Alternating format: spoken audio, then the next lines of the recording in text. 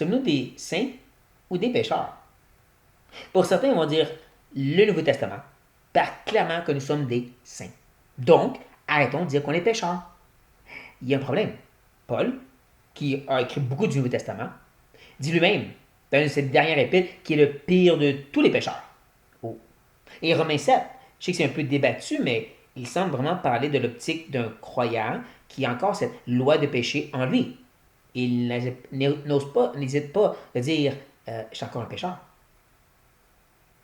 Mais en même temps, de l'autre côté, on peut trop mettre l'accent sur le fait d'être pécheur, comme si ça nous définit. Mais non, nous sommes une nouvelle créature en Jésus-Christ.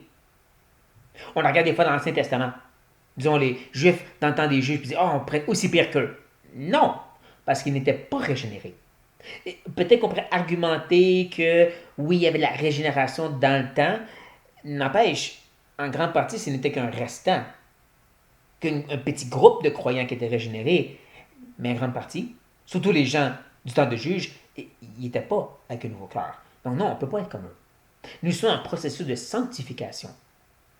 Après 10, 15, 30, 40 ans que l'Esprit travaille en nous, que Dieu nous façonne à l'image de Christ, on est supposé avoir grandi, être délivré davantage et avoir mis à mort, plus en plus, le péché en nous. Donc, il se peut avoir ce changement. Mais encore, de l'autre côté, ça ne veut pas dire qu'on devient sans péché. Ça, c'est très dangereux. Cette notion que cette sanctification devrait nous amener à une place de perfection. Et même si on ne dit pas perfection en soi, hein, on croit vraiment que c'est notre grande obéissance et fidélité. On devrait être tellement extraordinaire. Et non, ça reste toujours que c'est par pure grâce seule que Dieu interagit avec nous. À cause de la justice de Christ qui nous couvre. Ça ne va jamais changer sur la terre, peu importe l'œuvre de sanctification. Il faut garder cette tension entre les deux réalités. Parce que de trop tomber d'un bord, comme je dis, devient une sorte de sainteté de perfection où qu'on laisse plus de place pour la réalité qu'on est encore pécheur.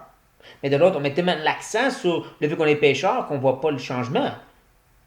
Non, il faut avoir ce combat entre les deux, que le Seigneur nous aide à garder cette tension, chers frères et sœurs.